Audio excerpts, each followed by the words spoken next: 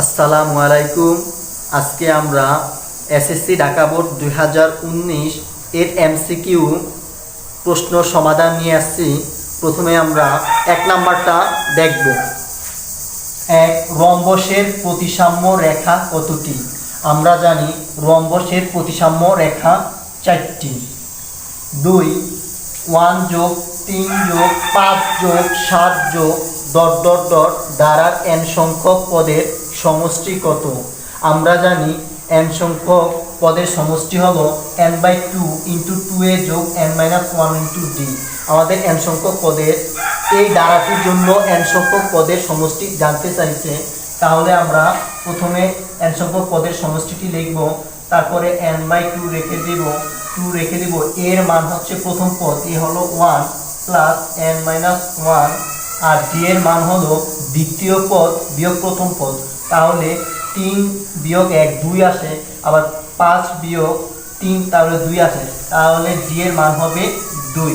এখন আমরা যদি এটা সমাধান করি, n/2 রেখে দিব, 2 কে 2 যোগ 2 এর মান আমরা n/1 কে গুণ দিব, তাহলে 2n-2, তাহলে n/2 এবং +2 আর -2 আমরা কেটে দেব, থাকে 2n। এখন যদি আমরা এই 2 আর এই 2 কাটাকুটি করি তাহলে থাকে n²।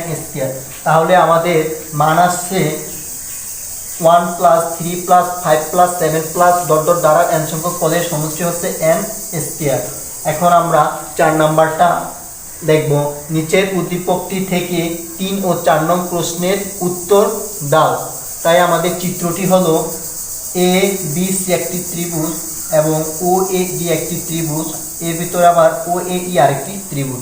এখানে বলে দিচ্ছে ও কেন্দ্র বিশিষ্ট AC ও BD বৃত্তে AC লম্ব BC AB = 10 সেন্টিমিটার, OE লম্ব AD OE = 3 সেন্টিমিটার।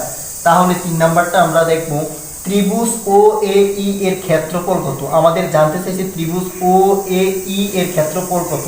তার ভিতরে OE এর মান দেওয়া আছে 3 সেন্টিমিটার, আর AB এর মান দেওয়া আছে 10 সেন্টিমিটার। তাহলে আমাদের OAE এর ক্ষেত্রফল জানতে হলে আমাদের প্রথমে লম্ব আর ভূমি এটার মান বের করতে হবে। তাহলে আমাদের প্রথমে আমরা লিখতে পারি অতিভুজ, এখানে OE, লম্ব হলো OE এবং ভূমি হলো AE। তাহলে আমরা পিথাগোরাসের উপপাদ্য অনুসারে লিখতে পারি 3 নাম্বারটা OA² = OE² যোগ AE², আমরা লিখতে পারি। তাহলে OA আমরা তারপরে যদি এখন আমরা OE যদি এক পাশে রাখি, এটা বাম পাশে নিয়ে আসলে তাহলে থাকে OA² - AE² = OE², এটা আমাদের হয়ে যায়।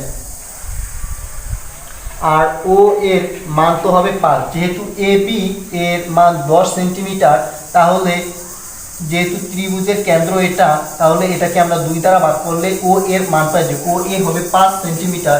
এখন যদি আমরা করি OA মানে 5 আর তার উপরে একটা স্কয়ার, মানে AE মানে দেওয়া আছে 3, তার উপরে একটা স্কয়ার, আর OE² হয়ে যাবে। এখন 5 এর উপরে স্কয়ার করলে 25, 3 এর উপরে স্কয়ার করলে 9 = OE²। এখন এই স্কয়ারটা যদি বাম পাশে আমরা নিয়ে আসি তাহলে রুট হয়ে যাবে।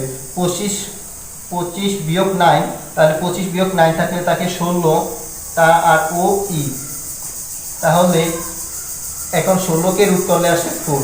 এখন আমরা পেয়ে গেছি AE এর মান 4। এখন আমাদের নির্ণয় করতে হবে ত্রিভুজ OE এর ক্ষেত্রফল। তাহলে আমরা জানি ত্রিভুজের ক্ষেত্রফল হলো হাফ, ত্রিভুজের ক্ষেত্রফল হলো হাফ ইন্টু ভূমি গুণ উচ্চতা, আমরা এখন হাফ রেখে দিব। ভূমির মান পেয়েছি আমরা 4 আর উচ্চতার মান দেওয়া আছে 3। এখন যদি আমরা করে দিই, নিচে 2 3 4 12, উপরে 12 কে 2 দ্বারা ভাগ করলে 6, তাহলে আমাদের ত্রিভুজ OE এর ক্ষেত্রফল হবে 6 বর্গ সেন্টিমিটার। এখন আমরা ত্রিভুজ ACB এর পরিসীমা কত? আমাদের জানতে চাইছে ত্রিভুজ ACB এর পরিসীমা কত। আমরা জানি ত্রিভুজের পরিসীমা হলো 3 বাহুর যোগফল। আমাদের এই জায়গায় AC বাহু সমান BC বাহু দেওয়া আছে, AC বাহু সমান BC বাহু, আর এবির মান দেওয়া আছে 10 সেন্টিমিটার। তাহলে আমাদের প্রথমে এসি অথবা বিসি যে কোনো একটি বাহু যদি সমান হয় তাহলে একটি বাহুর আগে মান বের করতে হবে। আমরা এখন পিথাগোরাসের উপপাদ্য অনুসারে লিখতে পারি AB square is equal to AC square যোগ এ বি সি স্কয়ার।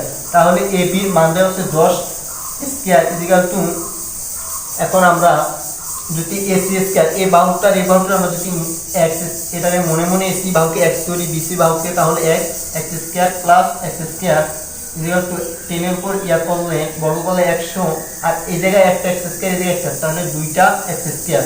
বা এখন আমরা যদি 2x স্কয়ার আর এটাকে ডান পাশে করে দিই, বা এক্স স্কয়ার দুই গুণাকারে আছে ভাগাকারে, আমরা যদি ডান পাশে নিলে ভাগাকারে 2 দ্বারা করলে 50, সুতরাং এক্স স্কয়ার থেকে ডান পাশে গেলে রুট ওভার 50। এখন আমাদের একটি মান আমরা এসি কে x আবার বিসি কে x ধরে নিয়েছিলাম, তাহলে এটার মান হবে রুট ওভার 50।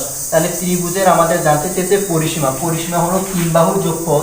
তিন বাহু হলো এসি যোগ বিসি যোগ এবি। তাহলে আমরা এসির মান পেয়েছি রুট ওভার 50 যোগ বিসির মান রুট ওভার 50 আর এবির মান 10। আমরা এখন যদি ক্যালকুলেটরে হিসাব করে দিই তাহলে আমরা পাবো 24.14। ক্যালকুলেটর করে দিলে পাবো 24.14 আমাদের গ নাম্বার। নিচের উদ্দীপকটি পড়ো এবং 5 ও 6 নং প্রশ্নের উত্তর দাও। শ্রেণী আর গণসংখ্যা দেওয়া আছে। শ্রেণী দেওয়া আছে 31 থেকে 40, 41 থেকে 50, 51 থেকে 60, 61 থেকে 70, 71 থেকে 80। গণসংখ্যা দেওয়া আছে 5, 8, 12, 9 এবং 6। মধ্যক শ্রেণীর মধ্যমান কত? আমাদের জানতে চেয়েছে মধ্যক শ্রেণীর মধ্যমান কত। তাহলে আমাদের আগে গণসংখ্যা দেখতে হবে টোটাল কত। 5 আর 8 13, 13 আর 12 25, আর 9 34, আর 6 40। তাহলে 40কে 2 দ্বারা ভাগ করলে আসে 20। 20 যেই ঘরে আছে তার শ্রেণীর 2 দ্বারা ভাগ করলে মধ্যক শ্রেণী পাওয়া যাবে। তাহলে 5, 8, 5, 13 আর 12 25, এই ঘরে আমাদের 20 আছে। তাহলে মধ্যক শ্রেণীর মধ্যমান হবে 51 যোগ 60 ডিভাইডেড বাই 2। 51 যোগ 60 ডিভাইডেড বাই 2 সমান আসে 111/2 সমান আসে 55.5। তাহলে আমাদের মধ্যক শ্রেণীর মধ্যমান 55.5। মধ্যক নির্ণয়ের ক্ষেত্রে n/2 = 20, এটা আমাদের সঠিক, কারণ টোটাল 40, তাহলে n/2। fm = 12। প্রথম দুইটা গণসংখ্যার যোগফল 5 আর 8 5 8 5 আমাদের দেখতে হবে fm = 12। তাহলে দেখতে হবে গণসংখ্যা 20 সর্বাধিকবার গণসংখ্যা যে ঘরে আছে তার মান যদি 12 সর্বাধিকবার, তাহলে এটাই আমাদের fm = 12। ঠিক আছে। 3 fc = 15। প্রথম দুইটা গণসংখ্যার যোগফল 8 আর 5 যোগ করলে হয় 13, আমাদের দেওয়া আছে 15। তাহলে সঠিক হবে 1 ও 2 যে ঘরে আছে সেটা। ক নাম্বারটা আমাদের সঠিক। আর 7 নাম্বারটা √2x - 5 + 3 = 2 এর সঠিক সমাধান সেট কোনটি? তাহলে আমরা প্রথমে এটা যদি করি √2x - 5 √2x - 3 = 2। এখন আমরা যদি এটা করি √2x - 5 + 3 ডান পাশে গেলে তাহলে মাইনাস হয়ে যায় 2 - 3, বা √2x - 5 2 - 3 -1। আমরা জানি কোনো বর্গমূলের মান অঋণাত্মক হতে পারে না, তাহলে এটা হবে ফাঁকা সেট, অনলি ফাঁকা সেট। বর্গমূলের মান কোনো অঋণাত্মক হতে পারে না। এখন আমরা 8 নাম্বারটা দেখব। সমবাহু ত্রিভুজের একটি বাহুকে উভয় দিকে বর্ধিত করলে যে বহিস্থ কোণদ্বয় উৎপন্ন হয় তাদের সমষ্টি কত? তাহলে আমরা প্রথমে একটা সমবাহু ত্রিভুজ আঁকবো যার 3টি বাহু সমান।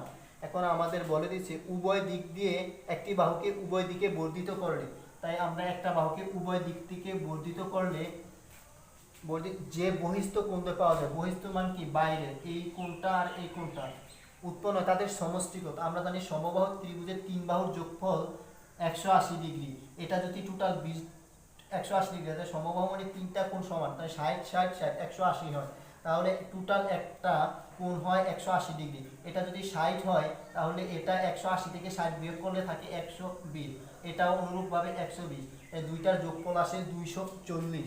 তাহলে এটা হবে 240 অ্যান্সার।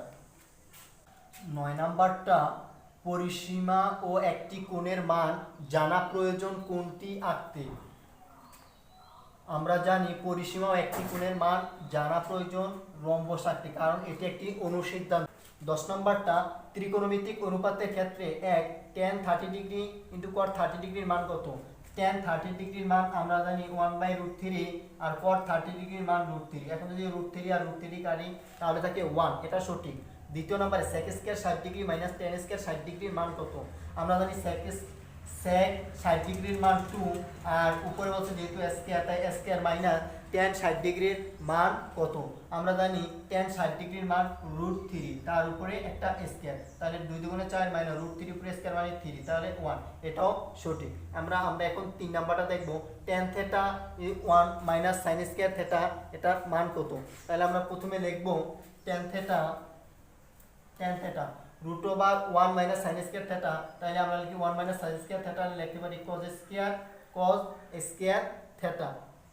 এখন আমরা tan থিটা সমান লিখতে পারি, আমরা জানি sin theta by cos theta, আর স্কয়ার রুটে কাটে গেলে থাকে cos থিটা। এখন আমরা cos থিটা কাটলে থাকে sin থিটা, তাহলে আমাদের 1 2 তিনটাই সঠিক।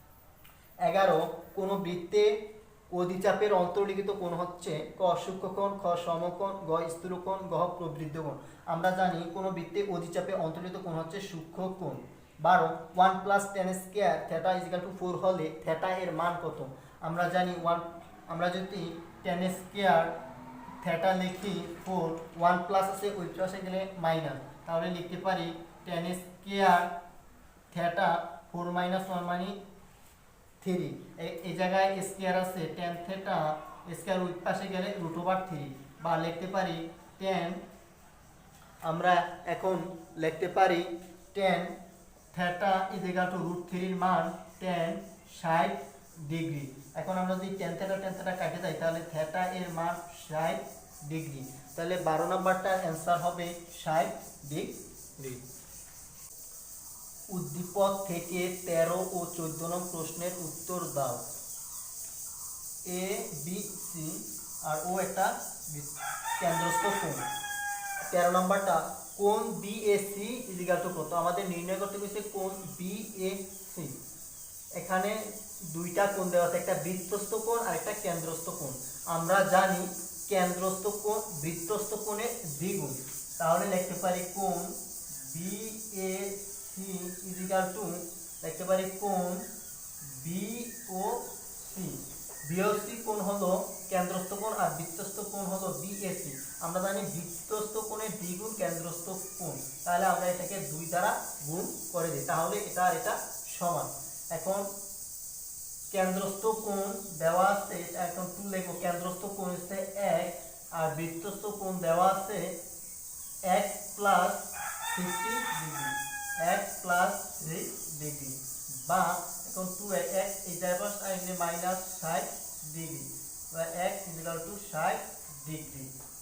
তাহলে x এর মান 60 ডিগ্রি, তাই আমাদের বলতে কোণ বিএসি কোণ x is equal two 60 degree. এখন 14 প্রবৃদ্ধ কোণ বিওসির মান কত। প্রবৃদ্ধ কোণ চাইছে মানে 180 ডিগ্রি থেকে বড় যেটা, তাহলে উপরেরটা এইটুকুটা আমাদের জানতে চাইছে কোণ বিওসি প্রবৃদ্ধ কোণ। তাহলে আমরা এই জায়গায় 13 নম্বর থেকে x এর মান পাইছি 60 ডিগ্রি, তাহলে x plus 60 degree, x plus 60 degree, x এর মান 60 degree plus 60 degree, total 120 degree. আমাদের জানতে প্রবৃদ্ধ কোণ বড়টা, আর টোটাল কোণটা হচ্ছে আমাদের 360 ডিগ্রি। 360 ডিগ্রি থেকে 120 ডিগ্রি যদি আমরা বিয়োগ করে দিই তাহলে প্রবৃদ্ধ কোণটা পাওয়া যাব 240 ডিগ্রি। তাহলে আমাদের প্রবৃদ্ধ কোণ গ 240 ডিগ্রি। 15 0.2 পৌনঃপুনিক 3 4 পৌনঃপুনিক এর সামান্য ভগ্নাংশে প্রকাশিত রূপ কোনটি। তাহলে আমরা দশমিক বাদে পূর্ণ সংখ্যাটা প্রথমে লিখে দিব 2 3 4 দশমিক বাদে পূর্ণ সংখ্যাটা, আর যতগুলা পৌনঃপুনিক আছে ততগুলা 9 হবে, তাহলে 2 থেকে 4 পর্যন্ত পৌনঃপুনিক, তার মানে যতগুলা মাঝখানে সংখ্যা আছে সবগুলোই পৌনঃপুনিক, তাহলে 3টা, তাহলে 3টা 9। এখন আমরা যদি 9 দ্বারা কাটাকাটি করি, 234 কে 9 দ্বারা কাটলে থাকে 26, 999 কে আমরা সবগুলোকে কাটাকাটি করলে এটাকে আমরা যদি 9 দ্বারা কাটাকাটি করি তাহলে থাকে 111। তাহলে আমাদের গহ নাম্বারটা অ্যান্সার। আমাদের a = 2, a সেট = 2, 3, 4 এর প্রকৃত উপসেটের সংখ্যা কত? আমরা জানি উপসেট নির্ণয় করে 2 টু দি পাওয়ার n, এখানে a এর মান আছে 3, তাই 2 টু দি পাওয়ার 3 = 2 কিউ মানে 8। আমাদের মধ্যে প্রকৃত উপসেটের সংখ্যা কত? উপসেট 8টি, আর উপসেট থেকে 1 বিয়োগ করলে আমরা পাবো প্রকৃত উপসেট। তাহলে প্রকৃত উপসেট কত? আমাদের 7। তাই খ নাম্বারটা অ্যান্সার।